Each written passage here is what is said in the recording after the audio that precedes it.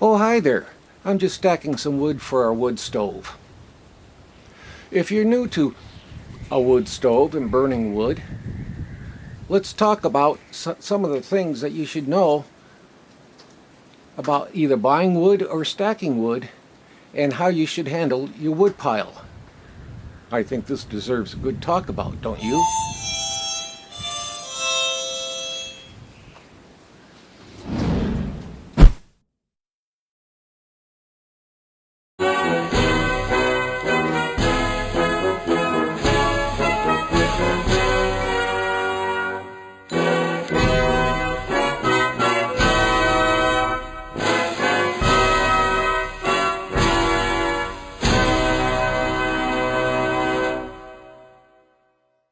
Hello anyone, I'm Scott Bain. They call me the old farmer. If you do buy your firewood, dimensions are important and how the wood is stacked before it arrives.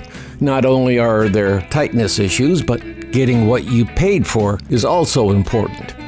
I would say that if the wood is stacked too loose, most times it's because of the sloppiness on the part of the logger, or they just don't know how to stack a cord of wood. If you're buying, it is best, if you can, to buy off-season to get a better price. If they don't offer an off-season price, maybe you should look elsewhere. Cash flow is cash flow, and if they want to have some income during the off-season, up to a 20% discount is not unreasonable. Don't be afraid to ask for a discount. Number 1, you're a senior citizen. 2, you are a veteran. Number 3, first responders. I'll talk about that in a minute. 4, professional responders. Again, I'll talk about that in a minute. 5, the only sale of the day for the logger. And 6, because you asked for a discount. I think I need to clarify the 4th and 5th listing. That's first responders and professional responders. The term first responder is always used incorrectly. We are the first responders. It's the general public, those who step up to help in an emergency, who call for professional help. This is not to take anything away for the professional responders. Their work is stressful and dangerous, but acknowledging this, let's not take away what we, the public, do when facing an emergency. The first responders may move injured individuals to a safer location, call for help, direct the arrival of professional responders. If we are going to take our hats off to the professional responders, we also need to do so for the first responders. That's you and me and the rest of the public that help out as the first people on the scene of an emergency. Now let's get back to the wood pile. Just as the importance of knowing how much the wood has cured, a moisture meter is not a bad idea to have in your back pocket. How the wood is stacked is also important to make sure you get everything you paid for, and also for the wood to continue drying out for a good burn. Many selling wood will throw in a few extra pieces just to offset for a sloppy stack. That's okay. In the long run, it's better for your stack of wood because of a better airflow through the wood pile, but not for buying wood. The official size is 1 federal cord, or multiples of 1 cord. It is stacked 4 feet wide, 8 feet long, and 4 feet high. That's 128 cubic feet. Don't let anybody tell you otherwise. The tightness of the stack is loose enough for a rat to go through, but tight enough so a squirrel cannot. A face cord is 1/3 of a federal cord, 16 inches wide, 8 feet long, and 4 feet high. There are 3 face cords in 1 federal cord of wood. As you can see, wood is sold by volume, not weight. A little known fact is that the amount of heat, or BTUs, are the same when based upon weight. If one wood weighs half as much as another, it will only give 1/2 the amount of heat. Understanding that the weight of a cord of wood varies more than public opinion, the average weight is 5,000 pounds per federal cord. If you're cutting your own wood, you might want to do a screen grab of these tree species. Not all the trees will be in your area, but you will be able to find many of them.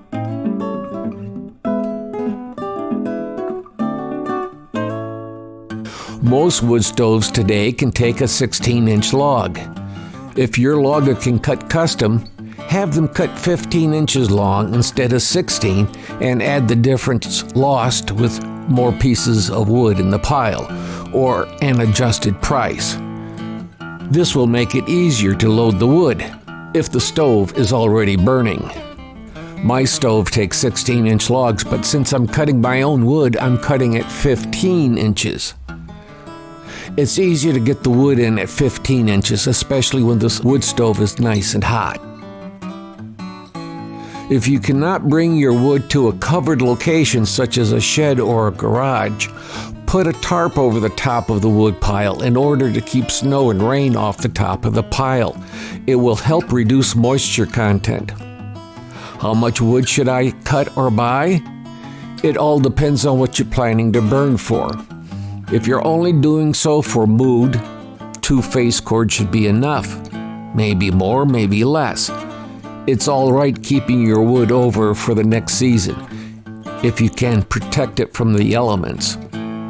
It will make for a nice burn the following year if you keep it in a shed or garage or even in the basement.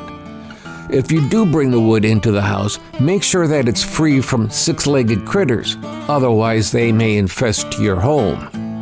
If you're going to run your house totally upon wood, that is heating, cooking, and hot water, plan on at least 5 federal cord of wood for a typical Cape Cod 2 or 3 bedroom home. If you have one of those homes that are as large as a football stadium, plan on at least 10 cord of wood for the first year and adjust accordingly for the following years unless it's extremely mild winter. This is only a guess. It could even be as high as 20 federal cord of wood for such a house. There is something quite soothing about radiant heat from a wood stove, and if you have a wood stove where you can watch the fire, I find it more entertaining than what's on television these days. Even Maggie the farm dog enjoys watching the fire in the wood stove. If you haven't picked out a wood stove yet, let me give you a suggestion. Purposefully undersize your stove.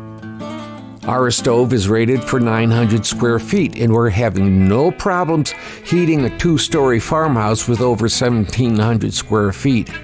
It won't heat it instantly. It will take about 2 hours for the convection currents to take it upstairs. Our wood stove is the farthest it can be from the stairway, which is in the living room. You want to run your stove almost wide open so that it burns efficiently. And don't forget to put the pedal to the metal and burn wide open every few burns to remove the creosote from the inside of the stove and the stove pipe.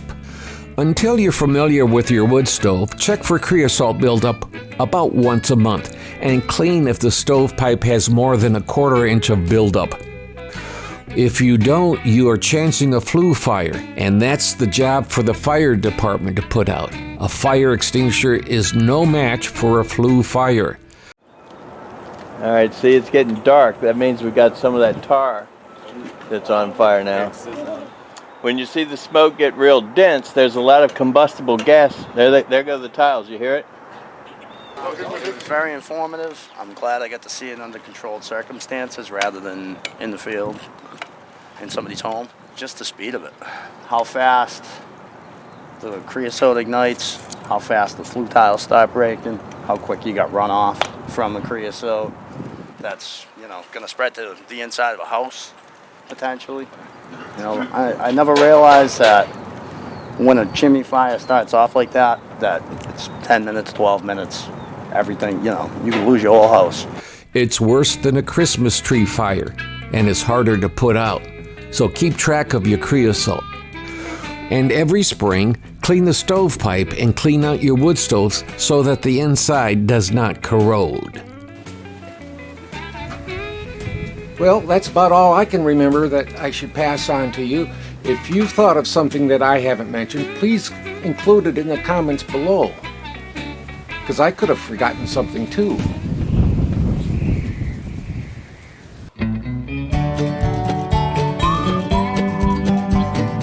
Before we go, it's important to quickly mention for all who are visiting to subscribe, ring the bell, leave a comment, and share with friends and family.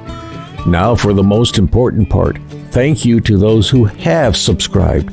Thank you. And yes, thank you to those who are visiting. We value you too. We're trying to reach 1,000 subscribers so that we may receive a pittance from YouTube to cover expenses. We replaced one camera, tripod, and bought a water-cooled editor for video production, plus all the tools we review. So if you could help us reach that 1,000 subscription point, thank you. Well, this is the old farmer Scott Bain. Be well, be safe, and be kind to someone. Don't forget to click like and click subscribe on the Old Farmer YouTube channel. And thanks again for watching. Bye.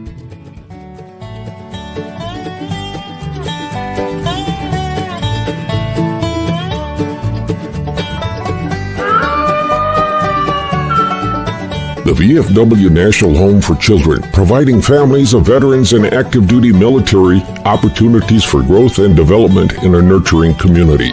Please consider a donation to help their children and families. I.C. Rhodes speaking.